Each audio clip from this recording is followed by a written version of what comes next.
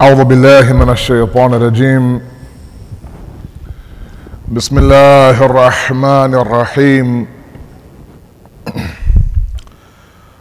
الحمد لله الذي لا يبلغ مدحته القائلون ولا يحصي نعماءه العادون ولا يؤدي حقه المجتهدون الذي لا يدركه بعد الحمم ولا يناله غوص الفطن، ثم الصلاة والسلام على أشرف الأنبياء والمرسلين حبيب قلوبنا وطبيب نفوسنا والشفيع ذنوبنا سيدنا ومولانا أبي القاسم محمد وآل بيته الطيبين الطاهرين المعصومين المظلومين، لا سيما بقية الله في الأرضين صاحب العصر والزمان خليفة الرحمن إمام الإنس والجان، ولعن الله وعداهم أجمعين إلى يوم الدين. أما بعد، فقد قال الله وقوله الحق. بسم الله الرحمن الرحيم. فصير في الأرض فانظروا كيف كان عاقبة المكذبين. صلوا على محمد وآل محمد.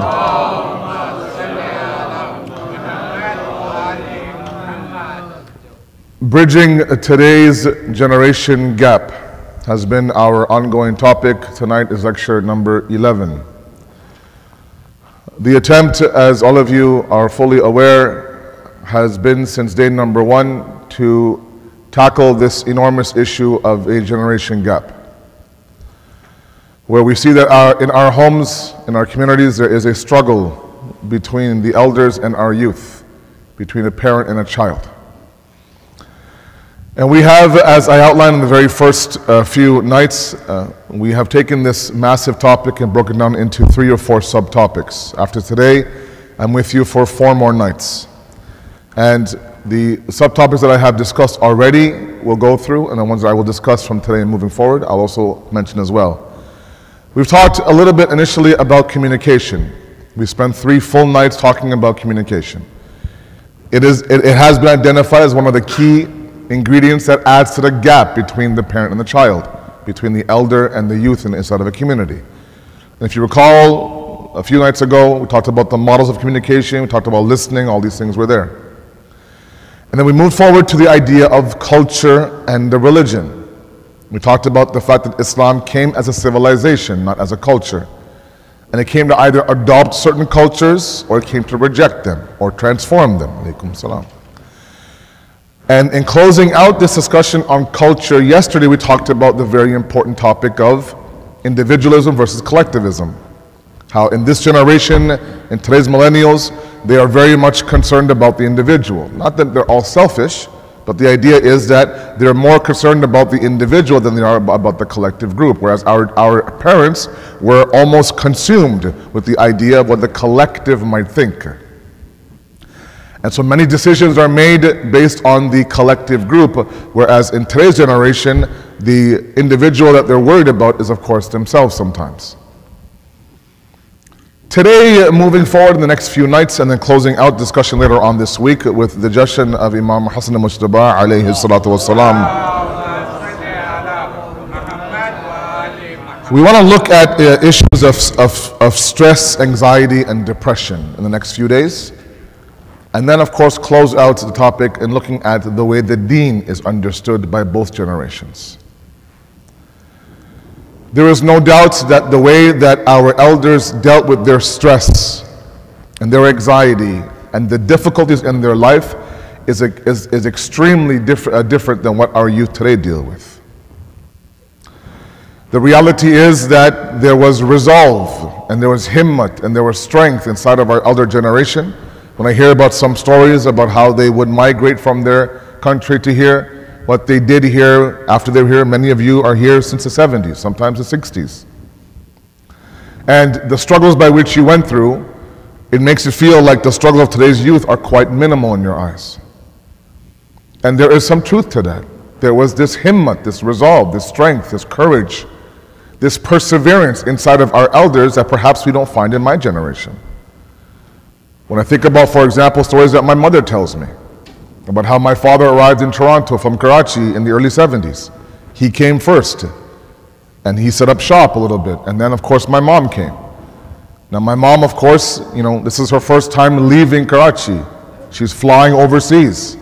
She tells me this haunting story of this flight where now, and she got married at the age of 14, 15 years old. In the early 70s, my older brother was 3 years old. My older sister was 1 year old.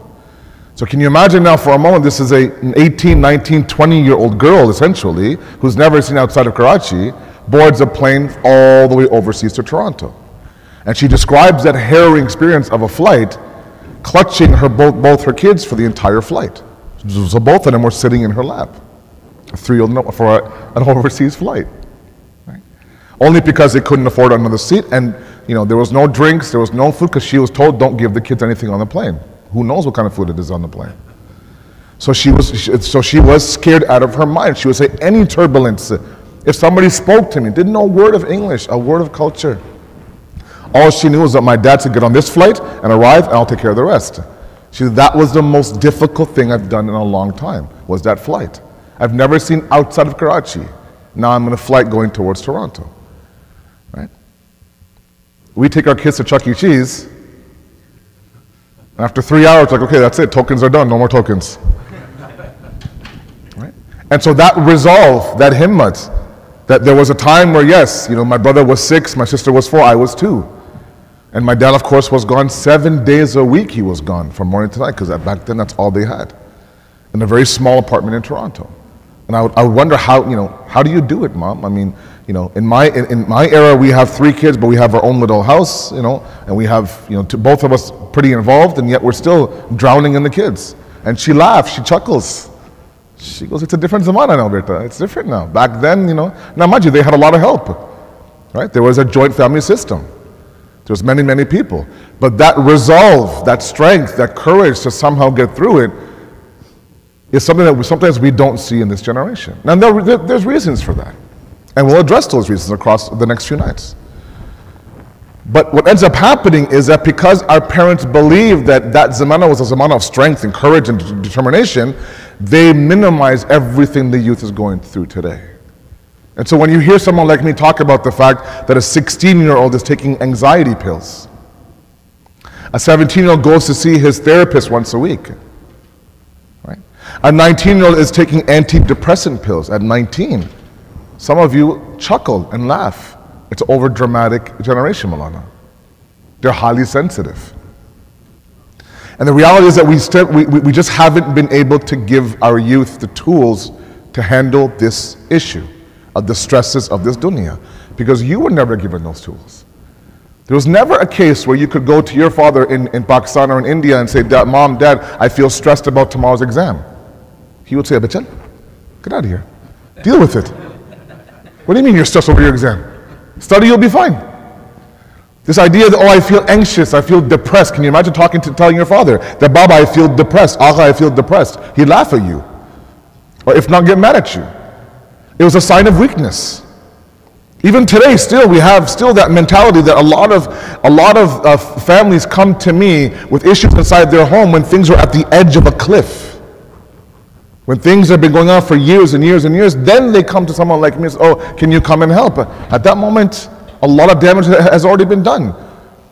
And I'll piggyback off of yesterday's talk about collectivism. The only reason why they don't come to people like me sooner, because they're worried about what people might think, that I've lost control of my home and family. What will people say if they hear about my son doing this or my daughter doing that? And so they're worried about the group. Meanwhile, the kid is suffering, screaming for help. And at the very, very, very edge of the cliff, then they call someone like me. Says, can you come and talk to him? Taweez, dua, kuch to dijiye, Maulana, do something, please. At that moment, it's been 3 years of damage. Sometimes nothing can be done. It's that extreme collectivism that we're worried about the overall group. What will they say about my parenting, about my health, especially our sisters? They're worried about the fact that I'm the mother of that child. How could I come forward and say, I need help? That would mean that I'm weak. And so back in the elders' generation, there was no idea of the fact of us expressing our stress for this dunya. Does that mean that stress was there? No, of course not. Of course stress was there. Anxiety was there. But they were always told to quiet it, silence it, put it in a box and stick it in the corner. Don't deal with it. Just move on. I would ask my mom, weren't you like scared about the flight? She said, I was scared out of my mind. I was frightened, but what could I do? I had no choice. I had to deal. I had to handle it head on. There was no choice in saying, look, I'm not coming to Toronto unless you send with me some guy who knows how to fly. There was no option for that. I'm not going to fly unless you get a seat for my eldest son. I'm not carrying both kids in my lap. Was an option back then. So she handled it.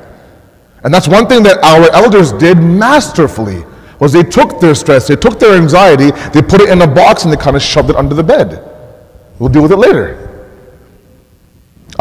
Cases that keep me up at night sometimes are cases like, this, not here, but in a different city. A couple comes to me in their 60s. In their 60s, can you imagine? They have 4 or 5 kids. The last kid's married and he's gone. Rukhsat, he's out. Now the house is alone. It's husband, it's wife. And they come to me asking for a divorce. At 65 years old. At 65 years old. Meaning what? That there was obviously years and years and decades of suffering. They're unhappy, but what they do, they bottled it, stuff it in the box for the sake of the children. The kids are gone, now they have to face that head on. This generation can't do that. And there's reasons for that. They can't just take their stress and shove it under the bed. No, they have to find ways to deal with it. They have to find tools to deal with it. And if we're not giving them the tools as their parents, as their elders, as in the community, as the ulama, then they resort to drugs and alcohol and gambling. And I hate to be the bearer of bad news, but these things are very prevalent inside of our society. Drugs is huge in our community. Every community, I'm sorry, even this one. Alcohol is huge. Gambling is huge because it's a numbing device. It is their idea of dealing with the problem at hand. Not everybody, of course. Because we haven't been able to give the proper tools to our youth to handle a stress that all of you went through. The reality of this dunya is that the stress has always been there. This dunya didn't just become stressful overnight. No, of course not. It's always been stressful. The reality of the dunya is the fact that it is a place of test and distraction for our elders and for us as well. There was no difference. So the dunya will do what it has to do to distract us from the path of Allah, to place that hardship, to stress us, to give us hardship upon hardship. وَلَقَدْ خَلَقْنَا الْإِنسَانَ فِي كَبَدٍ, the Quran says. We created the human being in the cradle of distress to see how he will react. That's Allah's method of seeing what kind of faith you have. When things get a little bit rocky, when things are smooth, there are no problems. When things get a little bit wavy, right, things are okay. We're on the plane, things are very good, things are smooth, we're very comfortable. The moment a little bit of turbulence, tasbih comes out. The belt goes on, the du'as come out. The mafati is opened. Then turbulence, of course, is gone. The seatbelt sign is off, and mafati is gone as well. Right? And then the movie is resumed. That's how we work. And Allah understands that as the manufacturer of this creation. That's how my insan will show what his reality is. So yes, he does show stress. So to my youth, oftentimes, a lot of you here, Asad Bhai, Maulana, they didn't have it as bad as we did. I disagree. They had it probably worse than we did. The problem was that they weren't living in a social media era. That's the biggest issue. So their problems were the same problems as you were, the same issues financially, the same issue economically, the same issues academically, all these issues, the same pressures you have, on your MCAT, on your LSAT, on your SATs, everything was all there. Even for them, the difference was that not everything wasn't so public. And that's the problem that our parents simply don't understand. That the anxiety and the depression and the stress that your kids today are dealing with is an anxiety that is very public. They live in a highly competitive era. Everything from their MCAT scores, to how they look, to what they listen to what they post on social media. All of it. And it is a very difficult era to live in. Because nothing is sacred anymore. You lived in a very private era. They live in a very public era. Okay? It takes one post of one individual. How many stories have we heard in this very America of suicidal teenagers, all because of one post on Instagram that went viral? Of some picture someone took with a hidden camera of her eating something or her doing something funny. And now, of course, it's called cyberbullying. It's a real phenomenon. Now, a child comes to you and says, oh, I'm feeling anxious, I'm feeling depression. Well, and then on top of that, now you taunt him and say, well, the reason why you're so depressed is because you don't read enough Quran. You don't read enough namaz. You don't come to Bayt al-Qayem. That's why you're dealing with this. If you came to Bayt al-Qayem more, then it would be no problems. And there is a whole aspect of spirituality, no doubt, but that's not the answer. That's not what a 15-year-old wants to hear from his parents or from the elders. Come and read namaz more, and magically, your problems are gone. I'm sorry, it's not the case. Let's be realistic. They come to me and say, give me a dua, give me a verse, give me something to read that will magically have all my issues disappear. There are no doubt verses that calm the soul down. But there has to be a better way to look at it tactfully, to understand how can I handle the issues of today. Sallu ala Muhammad wa ala Muhammad.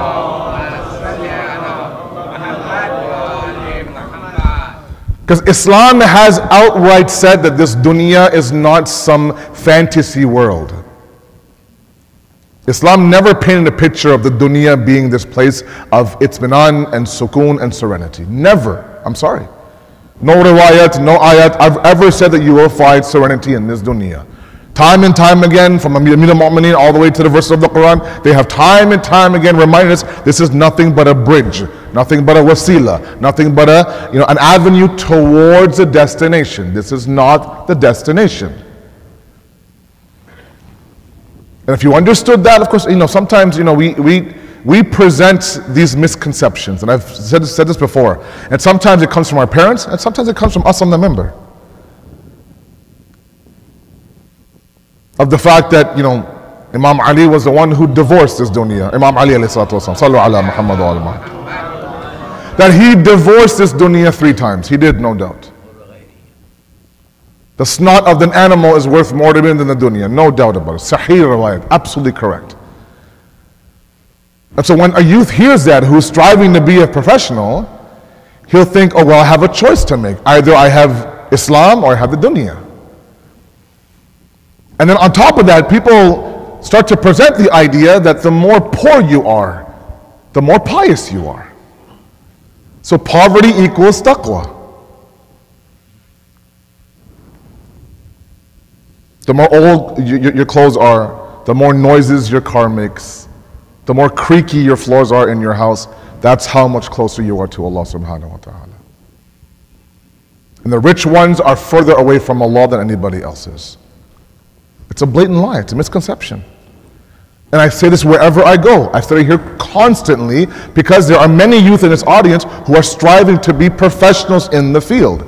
And I wish them nothing but success. And with that hard work comes a very nice salary and nice benefits. The deen has nothing, no issues whatsoever with you acquiring wealth in this dunya. No issues at all.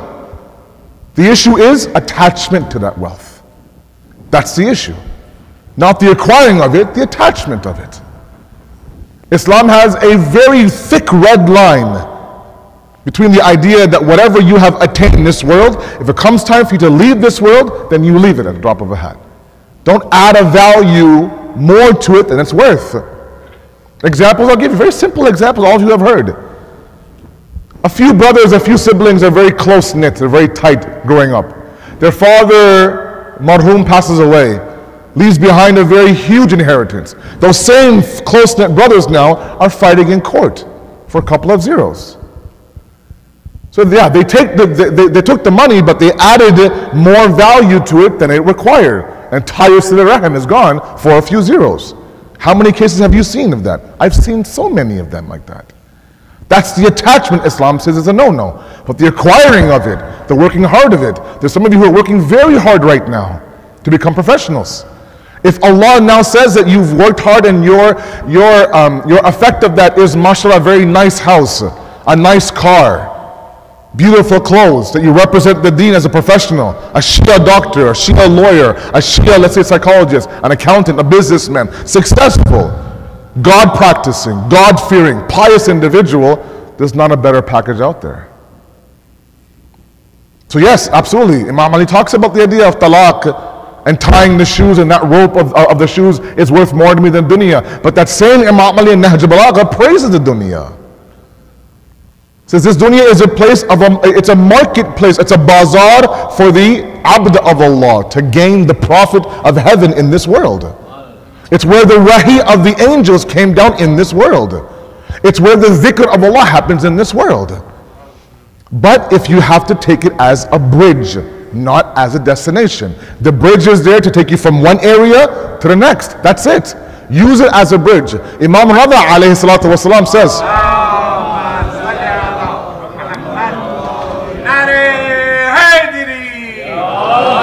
he says that this world is a bridge and you don't build homes on bridges.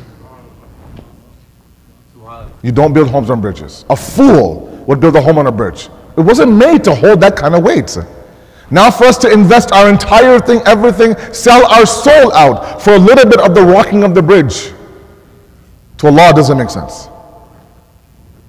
That's a reality of this world that didn't overpass any generation. Our elders absolutely went through their fair of stress and their fair share of turbulence. They look back at it now and they go, kya zamana tha Maulana. They would laugh about it, they would think, this and that. But while they're going through the storm, it was difficult. And this youth generation is no different. So I ask both generations to be fair to each other. Identify as the youth what your parents went through to get to that. That flight of my mother's is symbolic of the struggles of arriving in this part of the world. Hoping and clinging, hopefully my kid knows Urdu in this part of the world. Hoping that my kid wears a libas. Hoping that my kid doesn't challenge everything that I put in front of him. Yes, I'm making this very difficult migration, but there might be a cost. On the flip side, to my elders, don't underestimate what my kids are going through today. It's a very difficult world. They're asked to live a certain way, eat a certain way, smell a certain way, look a certain way. And if they're not, then of course they're ostracized, isolated, bullied online. It takes one hashtag to ruin a life nowadays. One hashtag. And so both generations have to come together to understand that there is an issue now of this anxiety and disorder. Sallu ala Muhammad wa ala Muhammad. Now mental health is a new issue. It's a new phenomenon. It's a stigma that our elders are now slowly starting to understand. The only ones that truly quite understand it to a good degree are the ones who are in the medical field, who are in the field of psychology. They understand that mental health is an absolute real issue. We can't simply say, oh, the child is, he's melodramatic, so he's on anxiety pills. No, there are kids who are suffering from insomnia. And that could be caused by anything, be it from the fact of a broken engagement, be it from the fact that they were always bullied growing up at school because you didn't look a certain way, be it from the fact that you didn't get into a certain school, be it from the fact that your parents from day number one always talked down to me. Right? This generation is known as the anxious generation. That's one of their names as millennials, the anxious generation. Now the job of the elders in the community and the home and me on the member is to not ridicule what they're going through, say, that's nothing, don't worry about it. No, it's to give them the tools. Let them know how to handle things. And one thing that we have to preach is the idea of getting professional help. I ask those of you in this room who are dealing with your own anxiety issues, and there might be some in this room, as a youth, reach out to people. Break the taboo, talk about these things. I ask you who are in schools looking for a career, one thing that we desperately need inside of our communities are social workers, are psychologists, are people who can pull this youth who's drowning at the age of 16 now out of this quicksand. It's a sacrifice. It's a good salary, but it's a sacrifice because it may not be something that you want to do. But that's what we need. We need that desperately. Let's break the taboo open. I ask my families out there, my parents out there, you see certain signs and symptoms inside of your children. Don't worry about what it might look like on you as a parent to come forward. People like me would have more respect for you if you came forward than if you didn't. because you actually cared about your child. And that's the reality is, if we want to bridge this gap, we have to make a concerted effort to bridge this gap. You came into this country, and there's no doubt there was a lot of effort from the first generation to somehow uphold the culture. Immense efforts. From trying to ensure that our kids know a certain language, from trying to teach the kids how to sit in these type of gatherings, from teaching the kids to say salam, these are all things that come from back home, and they're great things, but after a while you have to understand that that era simply isn't there anymore. It's a reality. It might be bitter tasting, sour tasting, but it's a reality. We can continue to kind of bury our head in the sand saying, no, not my kid, not my kid, not my kid. No, your kid. Your kid. Many of you have said, oh, he's become quiet, reserved, Mana. He stopped coming out. He used to have so many friends. Ask him what happened. If you have somebody in the field inside of your community, ask them, what can I do? From tomorrow, we'll talk about signs of addiction. Addiction is a huge issue inside of our communities. Signs of depression. What are the signs we're looking at? How can we get help? Because there are two aspects inside the deen. And the deen is not, that's one thing, the deen is not naive. Okay, the deen is very realistic, and it's high time that we also become realistic as well. Okay? No tasbih, no taweez, no dua will completely remove a medical issue. You ultimately need to be properly diagnosed. So there are two things the deen says: dua and dawa. Ahsant. Dua and dawa, both of them equally are there. I'm not saying just take the pill, everything is good. No, there has to be an element of spirituality. At the same time, I'm sorry, you can read as many namaz as you want, it won't completely take care of the problem. There has to be an element where you sit and you talk to an expert in the field. Okay, don't go to a mechanic looking for a power of attorney form. Don't go to a doctor to get your brakes changed. Don't come to me to cut your hair. I can't do it. I can better take care of my beard. Go to the proper source. It's high time that we do that. The Deen of Islam, often people ask me, oh, there's a loved one on machines right now. He's on life support right now. What does the Deen say about that? I'll tell you, the Deen says, resort to the professional. Resort to the professional in the field. The Deen of Islam has immense respect for the professional in the field. What does the doctor say? If the doctor says that there is a good chance they'll survive from this life support, then keep on life support. If the doctor says, I'm sorry, your loved one is nothing but a vegetable right now on a machine, it's better that you pull the plug, the Deen says, pull the plug. Maulana, is that murder? No, it's not murder. If the doctor is saying no, then no. Right? We cannot prolong the inevitable. And we hold that true for everything. In every other field, we resort to the professional. We talk about marjiyat and taqleed. It's all about going to the professional. Let them handle that. Don't come to me for a haircut, and don't come to others for a fatwa. There's already there. They're the professional. Let them do what they do best. He does a great brake change. Go to him. Okay? He does a great root canal. Go to him. He's a great cardiologist. Mashallah. Go to him. He studied 65 years in the Hausa. Trust him when it comes to his fatwa. So this is all the idea of trusting what the idea is. Making sure that we approach it on a logical basis. Let's not be naive. If your children is suffering from any of these things, it's high time that you step forward. And say, look, maybe I didn't have that chance growing up in India, Pakistan, or in Iraq, or wherever you're from, that I could talk to my father or my mother. Look, I'm not feeling very good. I'm not sleeping at night. My appetite is gone. I have migraines. I can't sit in the light too long. These are not good symptoms. I'm sorry.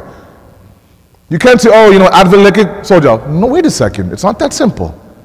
If it's continuous, you have to come forward and ask the professional of the field. Sallu ala Muhammad wa ala Muhammad. We have to bridge this gap of stress management. Our parents had their method. That method will not work for them. The method will not work for this generation. There are people who are talkers. They need to talk it out. As I mentioned a few nights ago, sometimes you just need to listen to what they're saying, and half the job is done. The other portion that I want to mention, and we have a youth program tonight. I asked my youth in the audience to stay. And we will further examine this very topic. And part of that is this idea, that we need to understand, to trust the faith a little bit more than we do. Trust the faith a little bit more than we do. When we go through a little bit of the ruffles of this dunya, the last place we go knocking on is this door right here at Bayt al-Qayem, or any masjid for that matter. I don't know if it's an ahsas kamtari, if there is this inferior complex, or it's the fact that the deen has not been presented as an avenue of all my solutions, all my problems. I don't know what it is. They'll go to X, Y, Z, they'll go to this person and then that person, and then when they're done, giving $1,000, and all they had was more problems, then they'll come and say, okay, well, let me try to come and attend one of these lectures at Bayt al-Qayem. At the very end. That shows that you don't trust the process. You don't trust the faith. Okay? And you guys live in Philadelphia. It's all about trust the process, right? It's all about trust the process. If anybody should understand, you guys should understand that. A little bit of a basketball thing. Sorry, Sallu ala Muhammad wa ala Muhammad. But that's the reality. And yes, there is that perennial leap of faith that I often tell my youth. Enter the deen of Islam with the aql. A lot of times people say, oh, blind faith, mana, blind faith, mana. You're asking a kid to close their eyes and trust. Wait a second, it's not blind faith. When you enter the system of tawheed, of la ilaha illallah, it's based on the aql, on the intellect. It should make sense to you. Taqleed, when it comes to the usul din, is haram for a reason. We don't believe in Allah because our marja says so. We believe in Allah because the aql, our zamir, our conscience is screaming at us of one Allah, one Allah, one Allah. But once you enter that tawheed, once you enter that circle, once you enter that system, then yes, at that moment then you have to completely, absolutely submit to the will of Allah subhanahu wa ta'ala. That is the perennial leap of faith that is required. But initially it is an aqli movement towards Allah, an intellectual movement towards Allah. If my youth aren't there yet, if you still have questions about God, that's fine. Ask, Baba, please. Don't wait until you're later on. I told you several times, there's no retirement age when it comes to the ulum of the deen. There's no retirement age. The story I tell often is Unwan al-Basri. Unwan al-Basri was a man who lived during Imam Sadiq's time, alayhi salatu wasalam. This was an individual who was a student of Malik, who also existed during our sixth Imam's time. He happened to stumble across Imam Sadiq's dars one time. He sat in his class. He was blown away. Where is Malik and where is Imam Sadiq? He couldn't believe it. This was amazing. So he would, in this day and age, he would, what's that word? He would follow Imam Sadiq. What's the word? Stalk, thank you. He would stalk Imam Sadiq. Constantly ask him, please let me be your student. Please let me. And he would say, look, you have Malik, you have Malik, you have Malik. Until one day he arrived at the door, the front door of Imam Sadiq. And his servant answered. So I want to meet the sixth Imam. He says, just wait. He's busy right now. This man sat there on the front steps for half an hour, 45 minutes, and waited for Imam Sadiq. When the Imam saw that this was really sincere, he brought him in and he took him on as a student. Unwan al-Basri was 94 years old.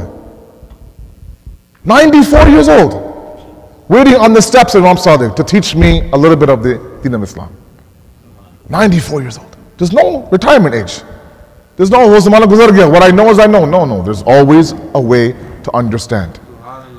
So yes, part of that perennial faith, part of that الَّذِينَ يُؤْمِنُونَ بِالْغَيْبِ that the Quran talks about, the very first sifat and quality of those who have taqwa in Surah Baqarah is not salat, is not fasting, is not khums, is not azadari, not jihad. It's الَّذِينَ يُؤْمِنُونَ بِالْغَيْبِ, to believe in the unseen. Now yes, part of that is Allah is the unseen. Part of that is that Imam Zaman is unseen. Part of that is Allah's plans for you is also unseen as well. Allah's plans for you is also unseen as well. We have to trust a little bit of the plan. Allah has a plan for us. Just trust that plan. Don't go against it. Don't try to fight it. Definitely don't ignore it. Sometimes, we hear a hadith about from Imam Ali, like, yeah, that's a pretty sick hadith. That's nice.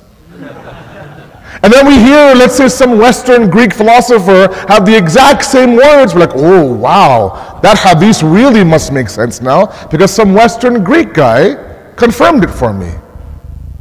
Why? Why do we have that inferior complex? Why is it not the other way around? Then why can't we say, oh, this Greek philosopher completely stole my Imam's words? But that's the case. When somebody outside of Islam confirms what we know, then it's solidified. That's the inferior complex that we have. We don't trust the process. We don't understand that Allah says, وَمَن يَتَّقِ اللَّهَ يَجْعَلْ لَهُ مَخْرَجًا. If you have taqwa, piety, God consciousness, Allah will open the door for you, or have a solution for you, have an exit for you. وَيَرْزُقْهُ مِنْ حَيْثُ لَا يَحْتَسِبْ. And He gives you a source of sustenance from a source that you never even accounted for. You never even thought that this was a source. All of a sudden the source opens up. Trust the faith that you believe in. It's not just about salat and saum. It's an entire civilization, an entire way of life. They present to you the problem, they present to you the solution as well. Sallu ala Muhammad wa ala Muhammad. These are crucial discussions for my parents right now who are raising millennials in their late teens, early teens, in 10, 11, 12 years old, even in early 20s. Okay? You're dealing with a generation that is going through a lot right now. It's a very competitive era. Not just with schools, even within each other. Certain lingos you have to know. A certain way to play a sport you have to know. A certain shade of lipstick you have to wear. Otherwise, like I said, you're ostracized. You're labeled. You're cornered. And then they have this very difficult decision. Either I choose the path of Allah, which right now is, resulting in me being completely lonely, or I go against my principles and become part of the group. Even though I know that that's heading down a destructive area. And because we live in a very public area, like you're not on Facebook, you're not on Instagram, you're not on Snapchat, and you walk away from the person. Almost as if you're not a human being, you're not on social media. So they have a choice to make. It's a very difficult choice. At the age of 16, can you imagine? It takes a very strong kid to walk away from that. If you have a child like that at home, I ask you, please pick up some symptoms. Look for signs, changes in behavior, changes in appetite, and stop and ask your child, is everything okay? Open the door of conversation, open the door of communication. Don't judge them, and definitely don't compare them to your era. Don't minimize what they're going through and say, oh, you know what, just read Quran, beta, you'll be fine. It doesn't work like that. It's not a band-aid always. Yes, no doubt, is there, but they also need to be properly diagnosed. We ask you, Allah subhanahu wa ta'ala, to help us in this cause to better become servants of you, inshaAllah. We ask you, Allah subhanahu wa ta'ala, to forgive our sins and accept our amal in the month of Ramadan. We ask you, Allah subhanahu wa ta'ala, to elevate our parents in this dunya, to forgive their sins and grant them Jannah and the hereafter, inshaAllah. We ask you, Allah subhanahu wa ta'ala, to make us isqabil of Imam al-Zaman al-Zuhur, and to make us his ashab when he comes, inshaAllah. Just a quick reminder about a youth program we have tonight after Dua Iftitah, inshallah. Please do stick around. Tomorrow is a holiday, I believe, and so there's no excuses, inshallah. Second, if I can ask you to please recite Surah Fatiha for your marhumin, for mine, the shuhada, and of tonight's sponsors, please. Fatiha.